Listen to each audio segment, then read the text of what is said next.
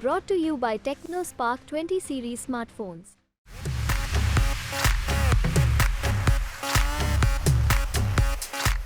Bharatiya Janata party जो ये तमाम राजनीतिक दलों के खिलाफ, चाहे अरविंद केजरीवाल हो, चाहे कांग्रेस का खाता सीज करने की बात हो, या अशोक चौहान को लेने की बात हो, सीता सोरेन को लेने की बात हो, या कुछ और दूसरे उदाहरण है, वो तभी करती है जब उसको अपनी जीत का पूरा भरोसा नहीं होता। क्या भारतीय जनता पार्टी के अंदर सारे लोग राजा हरिश्चंद्र हैं?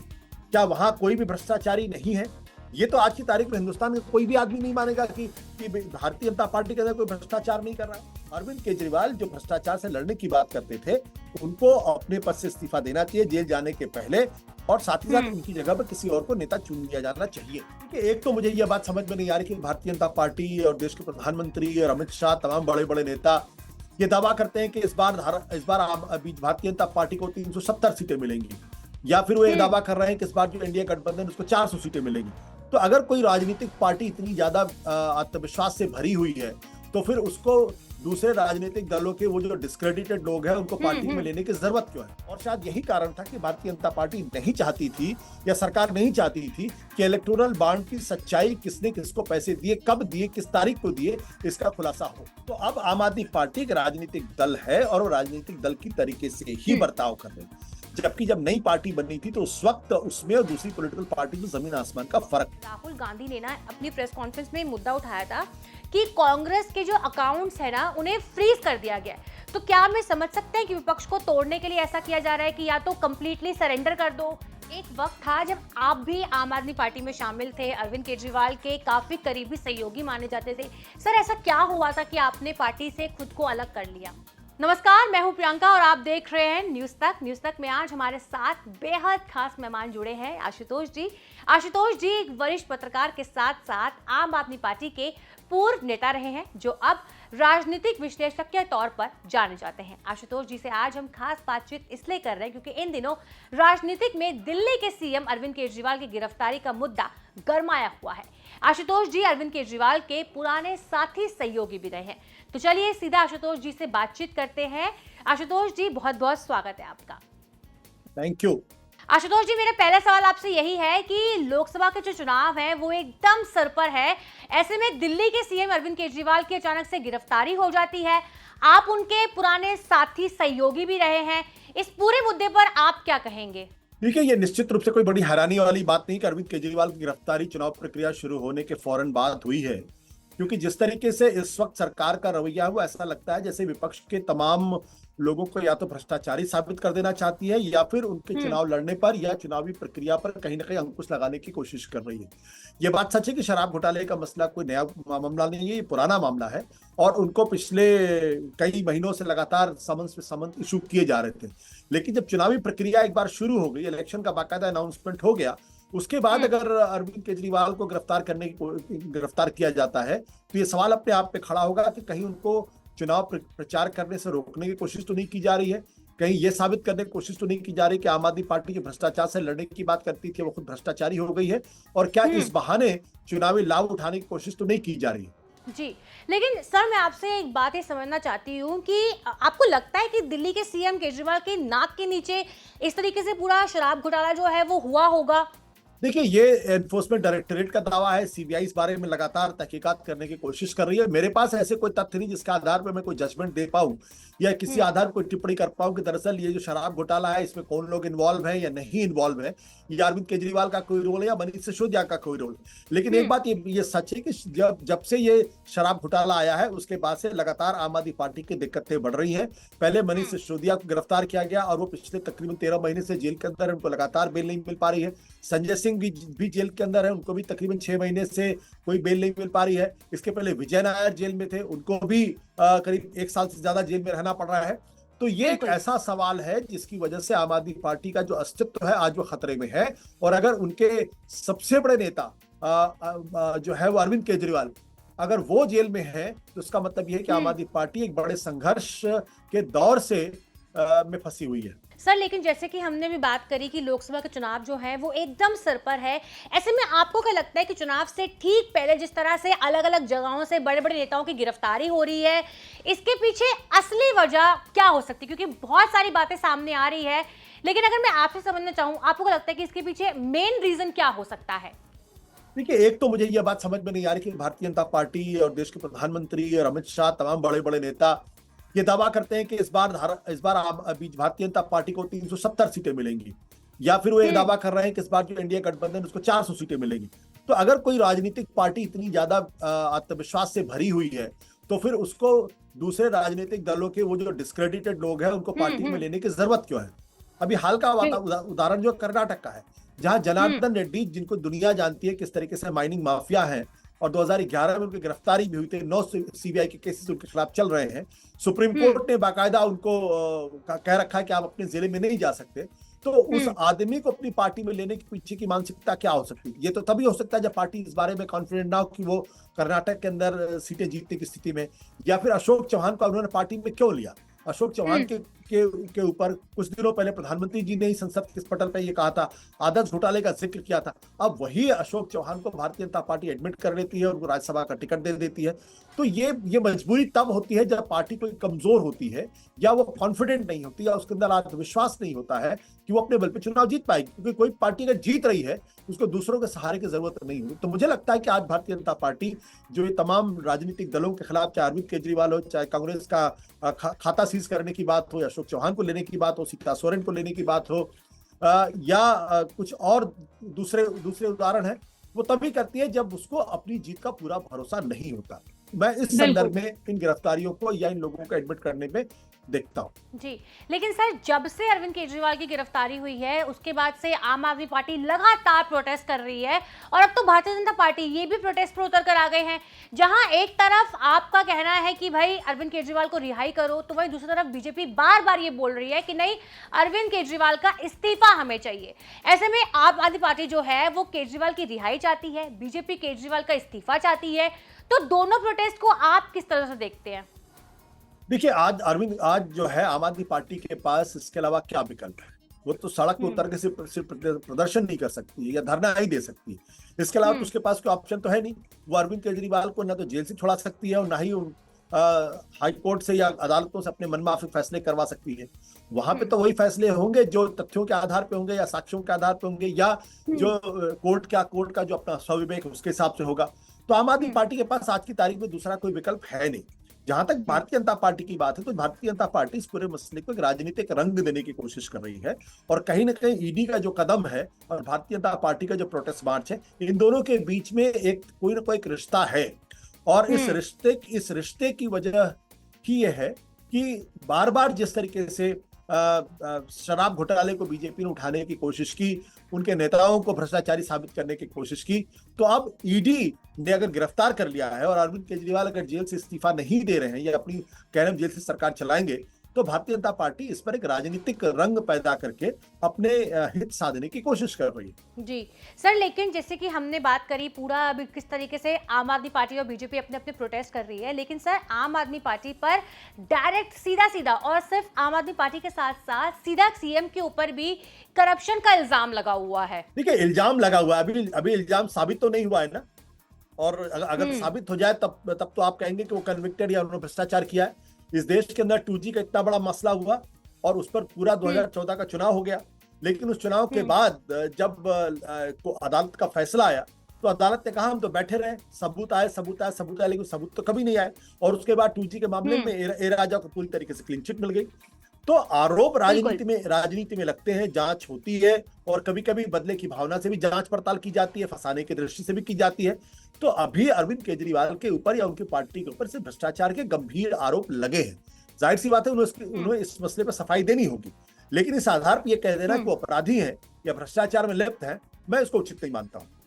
जी सर, आरोप प्रत्यारोप की हम जैसे बात कर रहे हैं, वैसे ही ना विपक्ष पे भी आरोप यही लग रहा है कि बीजेपी की सरकार जो है वो सरकारी संस्थाएं जैसे कि ईडी हो गई, इन सब का एक तरीके से दुरुपयोग कर रही है। मेरा ये कहना यह है कि अब तो ये बात छुपी हुई नहीं है कि सरकारी संस्थाओं का बेजा इस्तेमाल हो रहा है, और इन सरकारी संस्थाओं के माध्यम से विपक्ष को कमजोर करने की कोशिश की जा रही। ऐसा क्यों होता है कि तमाम जो इन्फोर्समेंट डायरेक्टोरेट के छापे पड़ रहे हैं, या जो नेताओं को गिरफ्तार किया जा रहा है, या फिर उनके खिलाफ मुकदमे दर्ज किए जा रहे हैं, तो वो सिर्फ विपक्षी दलों के साथ क्यों हो रहे हैं? क्या भारतीय जनता पार्टी के अंदर सारे लोग राजा हरिश्चंद्र हैं? क्या वहां कोई भी भ्रष्टाचारी नहीं है? ये तो आज की तारीख में हिंदुस्तान का कोई भी आदमी नहीं मानेगा कि भारतीय जनता पार्टी के अंदर कोई भ्रष्टाचार नहीं कर रहा है।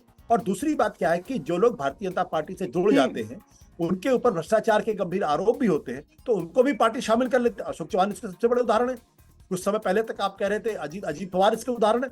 70,000 करोड़ का आरोप उनके ऊपर लगाया जा रहा था और उसके बाद आपने उनको पार्टी में शामिल कर लिया। इसी तरीके से छगन भुजबल, वो जेल में थे और जब उनका मामला आया तो पता चला कि वो तो फाइल ही गायब हो गई है।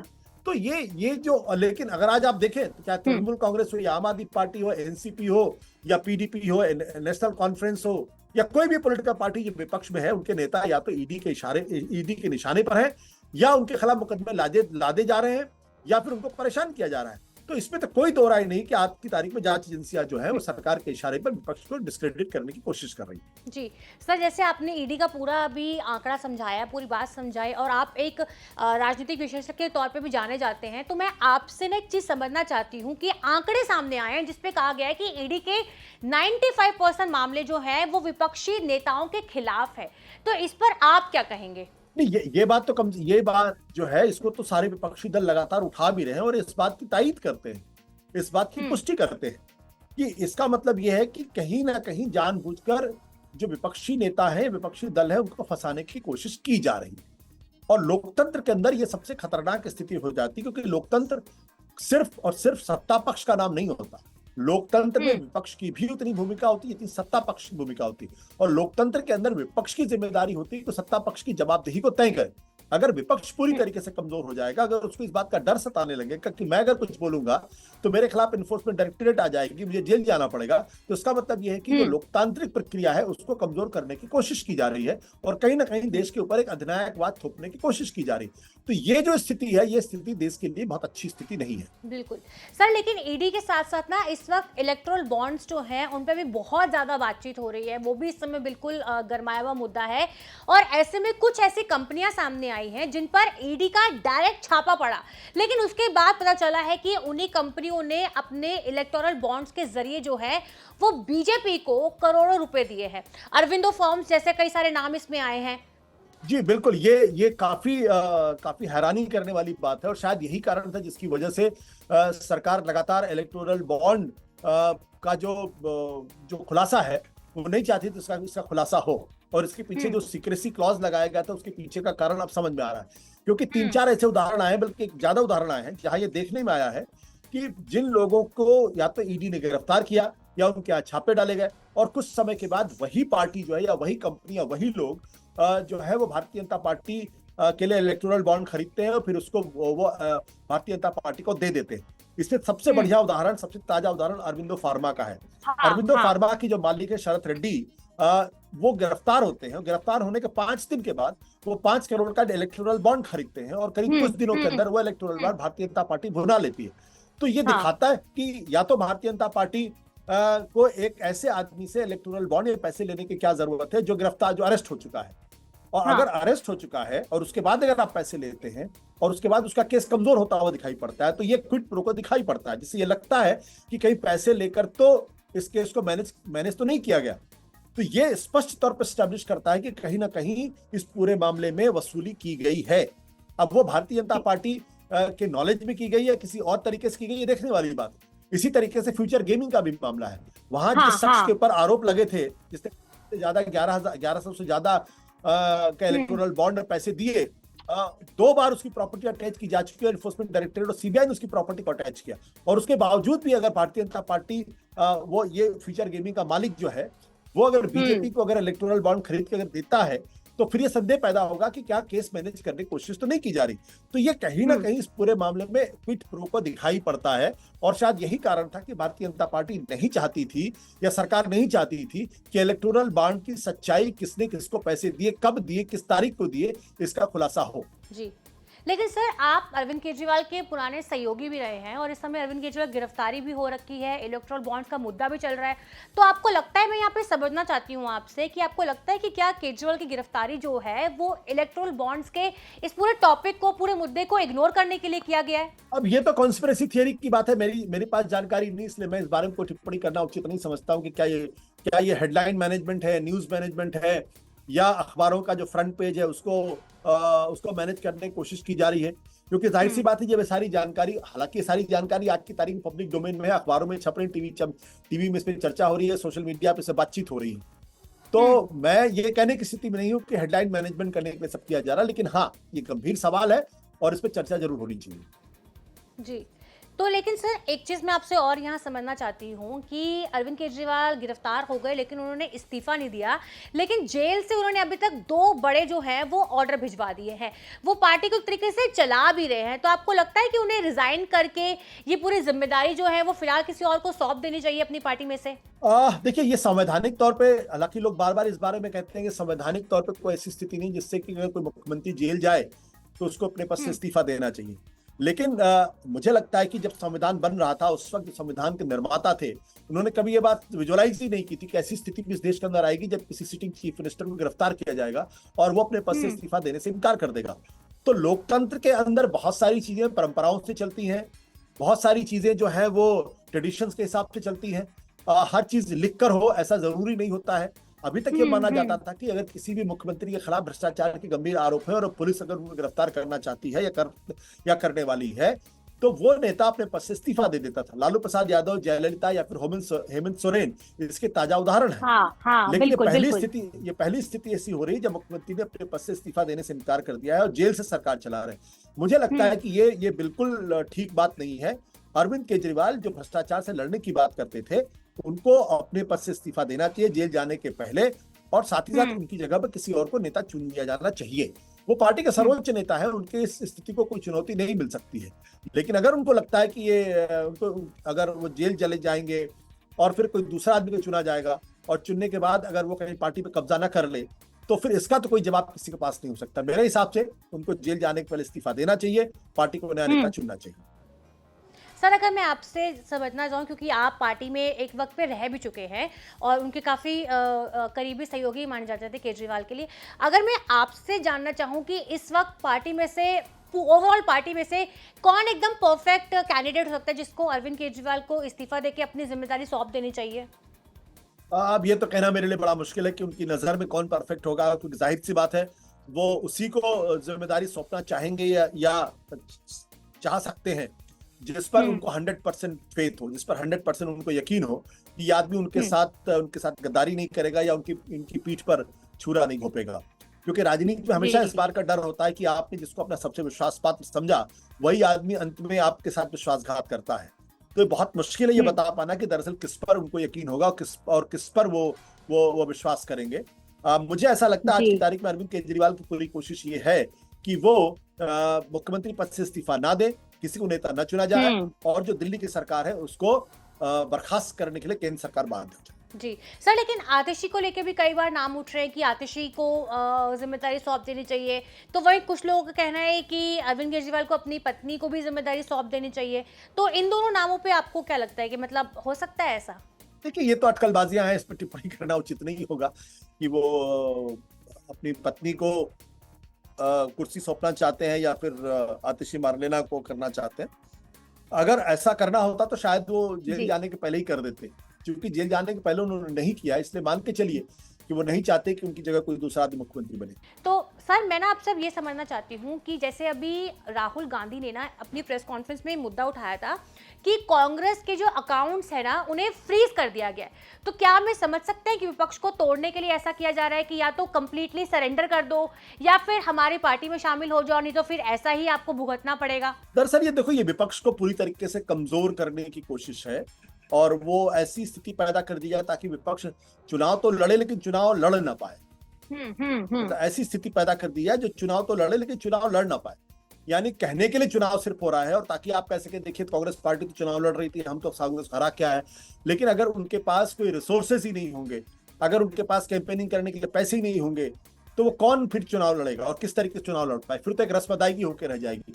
और मुझे लगता है कि आज की तारीख में सरकार की यही कोशिश है कि जो तमाम विपक्षी दल हैं उनके जो फाइनेंशियल रिसोर्सेज है उनको पूरी तरीके से क्रिपल कर दिया जाए और उसी का नतीजा है कि कांग्रेस पार्टी के खातों को सीज किया गया है। सर राहुल गांधी को लेके मैं आपका पॉइंट ऑफ व्यू समझना चाहती हूँ कि विपक्ष के चेहरे को लेके वो एक प्रोमिनेंट फेस माने जा सकते हैं या फिर विपक्ष को कोई और दूसरा चेहरा खोजना चाहिए प्रधानमंत्री नरेंद्र मोदी के सामने कंपटीशन के लिए? देखिए, जहां तक अभी तक का जो चुनाव चल रहा है उससे एक बात स्पष्ट है कि विपक्ष किसी तरीके से किसी भी व्यक्ति को प्रधानमंत्री नरेंद्र मोदी के सामने चेहरा बनाने के लिए तैयार नहीं है।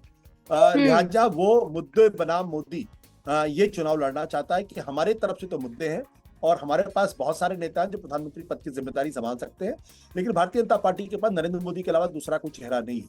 तो वो हाँ। किसी को भी चेहरा बनाने के लिए वो तैयार नहीं है। उनकी अपनी रणनीति का हिस्सा, इसका मतलब ये नहीं है कि उनके पास ऐसे लोग नहीं है जो प्रधानमंत्री पद के दावेदार नहीं हो सकते या जो प्रधानमंत्री पद की जिम्मेदारी नहीं संभाल सकते। बहुत सारे नेता हैं जो संभाल सकते हैं, लेकिन वो उसको जो है वो एक प्रेसिडेंशियल फॉर्म ऑफ इलेक्शन में नहीं कन्वर्ट होते देखना चाहते। सर जैसे आपने बताया अभी बहुत सारे ऐसे नाम हैं, तो अगर मैं जानना चाहूँ कि क्या लगता है आपको कौन कौन से ऐसे नाम हो सकते हैं? नहीं, मेरे लिए किसी एक नेता का नाम लेना उचित नहीं होगा, लेकिन बहुत सारे लोग हैं।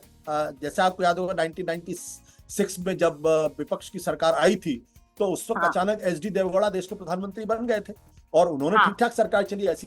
तो ये सारे नेता जो विपक्ष में बहुत ही सीजन पॉलिटिशियन है, इनमें से कई नेता तो कई बार के मुख्यमंत्री रह चुके हैं। तो इनमें से हर कोई के अंदर वो सलाहियत है कि वो प्रधानमंत्री पद की जिम्मेदारी अगर मिलेगी तो चला सकेंगे। ऐसा मुझे नहीं लगता कि उन्हें कोई टैलेंट की कमी है।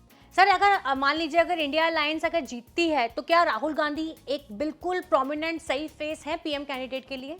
अभी तक जितना राहुल गांधी की तरफ से जितना हिंट्स आए हैं या अभी तक राहुल गांधी की तरफ से जो संकेत दिए गए हैं, वो तो ऐसा लगता है जैसे कि वो प्रधानमंत्री पद के लिए बहुत इच्छुक नहीं है। और कई बार उनकी तरफ से इशारे भी हुए, उनकी पार्टी की तरफ से भी इशारे हुए। आपको याद होगा कि कई महीनों पहले जब तमिलनाडु के अंदर कांग्रेस पार्टी के अध्यक्ष मल्लिकार्जुन खड़गे ने कहा था कि हम इस बारे में बिल्कुल नहीं सोच रहे कि हमारे पार्टी से कोई आदि प्रधानमंत्री बने। हमारी पहली प्रायोरिटी ये है कि केंद्र के अंदर नरेंद्र मोदी की सरकार को हटाया जाए और चुनाव जीता जाए। जी, लेकिन सर एक चीज मैं आपसे यहाँ पे और समझना चाहती हूँ कि अभी अरविंद केजरीवाल की जो गिरफ्तारी हुई है, एकदम इलेक्शंस भी आने वाले हैं, तो ये जो प्रॉपर पूरा भी केस जिस तरीके से हो गया है, अरविंद केजरीवाल की गिरफ्तारी जो हो गई है, वो आने वाले चुनावों में आम आदमी पार्टी के लिए सिंपैथी वोट्स बन सकते हैं या फिर इससे पार्टी को काफी तगड़ा नुकसान हो सकता है? ये कहना थोड़ा मुश्किल काम है कि लोकसभा के चुनाव में उनको कोई सहानुभूति मिलेगी, लेकिन एक चीज तो स्पष्ट है कि जब भी कोई किसी बड़े नेता की गिरफ्तारी होती तो कहीं ना कहीं सहानुभूति उनको लेकर या उनकी पार्टी के प्रति होती है। लेकिन क्या ये वोट में कन्वर्ट होगा, मुझे कम से कम लोकसभा के चुनाव में इस बारे में संदेह है। हाँ, अगर विधानसभा के चुनाव अगर अभी हो रहे होते तो जरूर इससे आम आदमी पार्टी को फायदा हो। सर एक चीज मैं आपसे और समझना चाहती हूँ कि आप भी पहले एक वक्त में आम आदमी पार्टी के साथ रह चुके हैं, फिर आपने बाद में पार्टी से आप निकल गए। उस वक्त की पार्टी में और आज की पार्टी में और उस वक्त के अरविंद केजरीवाल में और आज के अरविंद केजरीवाल में कोई फर्क है या सब कुछ चीजें वैसी ही वैसी है? नहीं, काफी बदलाव हो गया है। अब आम आदमी पार्टी एक राजनीतिक पार्टी की तरीके से बर्ताव कर रही है। उसके सारे जो कदम होते हैं, उसकी सारी जो कोशिशें होती हैं, उसकी सारी जो प्रक्रियाएं होती हैं, वो बिल्कुल उसी तरीके से हैं जैसे भारतीय जनता पार्टी एक राजनीतिक दल के तौर पर काम करती है या कांग्रेस पार्टी एक राजनीतिक दल पर काम करती है। तो अब आम आदमी पार्टी एक राजनीतिक दल है और वो राजनीतिक दल की तरीके से ही बर्ताव कर रही है। जबकि जब नई पार्टी बनी थी तो उस वक्त उसमें और दूसरी पॉलिटिकल पार्टी में जमीन आसमान का फर्क था। वो एक जो है राजनीति में नए आए हुए लोगों की पार्टी थी जिसको उसूलों में यकीन था, जो आदर्शों की बात करती थी, जो समाज को बदलने की बात करती थी और राजनीति के जो बड़े सिद्धांत नियम थे उसका तिरस्कार करने की बात करती थी। आज वो उन सब नियमों को धता बताते हुए उसी नियमों का पालन करने की कोशिश कर रही है जिसका वो कभी विरोध किया करते थे। सर एक चीज मैं आपसे और जानना चाहूंगी, जिस तरीके से आपने बताया कि पार्टी पूरी बदल गई है, अब उस तरीके से रहा नहीं, लेकिन वक्त के साथ तो चीजें बदलती है ना सर? मेरा कहना यह है कि आम आदमी पार्टी के ऊपर यह नियम लागू नहीं होता है, क्योंकि आम आदमी पार्टी जब पार्टी बनी थी तो उन्होंने बहुत बड़े बड़े आदर्शों की बात की थी और उस वजह से ही इनको जनता का समर्थन मिला था। और ऐसा लगता था जैसे कि वो जो स्थापित राजनीतिक मूल्य है और स्थापित जो राजनीतिक ढांचा है, उसमें आमूल चूल बदलाव करने के बारे में ये लोग आए हैं। तो अगर वो उस रास्ते से जरा सा भी डिगते हुए दिखाई पड़ेंगे तो उनकी आलोचना होगी और ये कहा जाएगा कि आप तो राजनीति बदलने के लिए आए थे, अगर आप भी उसी तरीके की राजनीति करने लगे जैसे कि बाकी के लोग कर रहे थे तो आप में दूसरों में क्या फर्क है। तो इस पॉइंट ऑफ व्यू से अगर आप देखेंगे तब ऐसा लगता है कि जैसे आम आदमी पार्टी अपने रास्ते से पूरी तरीके से भटकती हुई दिखाई पड़ती है और वो दूसरे राजनीतिक दलों की तरीके से ही बर्ताव कर रही है जैसे कि दूसरे राजनीतिक दल करते आए और उनमें दूसरे राजनीतिक दलों को फर्क नहीं रह गया। सर मैं आपसे बस आखिरी के 2 सवाल करना चाहूँगी, क्योंकि मुझे पता है आप भी काफ़ी बिजी हैं इस वक्त। आखिरी 2 सवाल मैं आपसे बस करना चाहूँगी।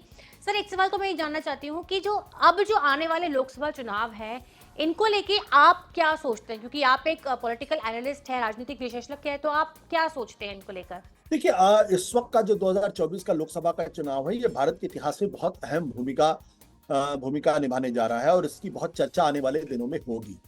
एक तो पहला प्रश्न है। दूसरा आज की तारीख में भारतीय जनता पार्टी हिंदुस्तान की सबसे रिसोर्सफुल पार्टी है। एक ऐसी पार्टी है जिसके पास रिसोर्सेस की कमी नहीं है। उसका दुनिया में सबसे बड़ा संगठन कह सकते हैं। नरेंद्र मोदी और अमित शाह जैसे नेता उसके पास हैं और आरएसएस जैसा पूरा संगठन, एक मात्र संगठन उनके साथ खड़ी हुई है। लेकिन उसके बावजूद भी 10 साल की एंटी इनकम्बेंसी है। अभी महंगाई, बेरोजगारी अपने चरम पर है। तो मुझे नहीं लगता कि भारतीय जनता पार्टी जितने बड़े बड़े दावे कर रही है उन पर वो बड़ी आसानी से वो फल फूल जाएंगे। उनको इस चुनाव में जीतने के लिए बहुत मेहनत करनी पड़ेगी और आसान रास्ता नहीं। सर लेकिन वो राम मंदिर 370 ऐसे कई सारे टॉपिक्स वो उठाते हैं और बोलते हैं कि ये सब हमारी सरकार ने किया है। देखिए ये तो दावे करने की बात हो गई। अगर आप राम मंदिर के मसले पर अगर आप भारत के संविधान को मानते हैं, सुप्रीम कोर्ट मानते हैं, तो उसके निर्माण की प्रक्रिया की शुरुआत तो सुप्रीम कोर्ट के फैसले से हुई है। उसका किसी भारत सरकार के किसी कदम या पहल से तो नहीं हुई है। तो ये दावे करेंगे, लेकिन मुझे नहीं लगता कि राम मंदिर का मुद्दा इतना बड़ा मुद्दा होगा जिसके आधार पे भारतीय जनता पार्टी पूरे चुनाव को स्वीप कर जाएगी। अगर भारतीय जनता पार्टी चुनाव में जीतती है तो उसका एक बड़ा कारण होगा कि जो उन्होंने परसेप्शन बनाने की कोशिश की है कि पिछले 10 सालों में देश को एक मजबूत नेतृत्व उन्होंने दिया है और विकास के काम किए हैं। जो राम मंदिर का सवाल है वो पार्श्व में रहेगा, वो बैक स्टेज रहेगा, लेकिन वो डिफाइन कर देगा पूरे चुनाव को, मुझे ऐसा नहीं लगता। सर एक आखिरी सवाल मैं आपसे यहाँ करूंगी कि एक वक्त था जब आप भी आम आदमी पार्टी में शामिल थे, अरविंद केजरीवाल के काफी करीबी सहयोगी माने जाते थे। सर ऐसा क्या हुआ था कि आपने पार्टी से खुद को अलग कर लिया? देखिए ये एक ऐसा सवाल है जिसका मैं बहुत बार जवाब दे चुका हूँ। मुझे लगता है कि मेरे जैसे आदमी राजनीति के लिए बना ही नहीं है और जब मेरे जैसा आदमी राजनीति के अंदर जाता है तो उसको तमाम तरीके की दिक्कतों का सामना करना पड़ता है। हम लोग तो तब राजनीति में गए थे जब हमें लगा था कि राजनीति उस तरीके से नहीं होगी जिस तरीके से राजनीति देश के अंदर चल रही है। और जब आप वहां जाते हैं, जब आपको लगता है कि नहीं यहाँ भी उसी तरीके से राजनीति हो रही है, तो आपको थोड़ी सी निराशा होती है और फिर उस निराशा एक ऐसी स्थिति तक पहुंच जाती है जब आपको लगता है कि ये सब कुछ छोड़ के आप क्यों आए थे। और फिर मेरे जैसा आदमी फैसला करता है कि नहीं, हमें वापस अपने पत्रकारिता में जाना चाहिए। कि शायद मेरे जैसे आदमी राजनीति के लिए बने ही नहीं थे और जब मैं राजनीति में गया था तो मुझे ये लगता था कि राजनीति यहाँ अलग तरीके की राजनीति होगी। जब वो अलग तरीके की राजनीति नहीं दिखाई पड़ी, जब आम आदमी पार्टी भी दूसरी पार्टियों के तरीके से बर्ताव करने लगे, तब मेरे लिए वहां पर रहना मुश्किल हो गया और उसका वजह से मैंने पार्टी छोड़ी। तो सर आगे फ्यूचर प्लान्स? बस अभी तो जर्नलिज्म में हूँ। मतलब वापस कोई पार्टी आप ज्वाइन नहीं करना चाहते हैं? आप अभी तो फिलहाल ऐसा कोई ना तो मूड है ना ऐसी कोई इच्छा है। चलिए सर, बहुत बहुत शुक्रिया सर, आप हमारे साथ जुड़े, आपने अपना कीमती वक्त हमें दिया। बहुत बहुत धन्यवाद सर। Thank you.